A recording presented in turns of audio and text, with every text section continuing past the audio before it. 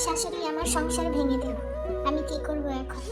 আমি যখন inter second ইয়ারে পড়ি তখন আমার বয়স ছিল 18 বছর। 2020 সালের 4ই ডিসেম্বর আমাকে দেখতে পাত্রপক্ষ আমাদের বাড়িতে আসে। ছেলেটি এবং তার এক বন্ধু এই দুইজন এসেছেন।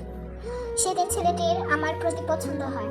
পরে সে বাড়িতে গিয়ে পরিবারকে জানালে তার মা বিয়েতে রাজি হননি এবং আমাকে দেখতে পর্যন্ত আসেননি। এরপর ছেলেটির বন্ধুর পরামর্শে তার বাড়ি থেকে 10 থেকে 12 জন আমাদের বাড়িতে আসে। তারা বলে যদি পছন্দ হয় তাহলে সেদিনই আংটি পরাবে। এরপর সবাই এসে আমাকে পছন্দ করে এবং আমাকে আংটি পরায়। এরপর 11 ডিসেম্বর 2020 তারিখে বিয়ের দিন ঠিক হয়। বিয়ের 2 দিন আগে শাশুড়ি আমাকে দেখতে আসে। যদিও সে আগের থেকেই রাজি ছিলেন না, তবুও ছেলের জোরে বিয়েটা হয়। আলহামদুলিল্লাহ, শুরুতে সব ঠিকঠাকই চলছিল, কিন্তু শাশুড়ি আমাকে বিয়ের শুরু থেকে সহ্য করতে পারতেন না। তিনি বলতেন ছেলের জন্য অন্য মেয়েকে পছন্দ করেছিলেন, কিন্তু ছেলে সেই মেয়েকে বিয়ে করেনি। এ নিয়ে নানা কথাবার্তা বলতেন এবং ছোটখাটো বিষয় নিয়ে ঝামেলাও করতেন। তিনি পাড়ার লোকদের বলতেন আমি ভালো বউ না।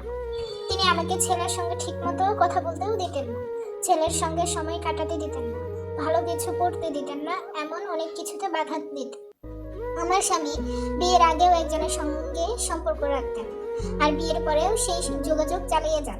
আমি এই নিয়ে ঝগড়া করতাম এবং 2 বার বাপের বাড়ি চলে যেতাম। প্রতিবারই সে আমাকে হাতে পায়ে ধরে নিয়ে যেত। দ্বিতীয়বার যাওয়ার পর জানতে পারি আমি মা হতে চলে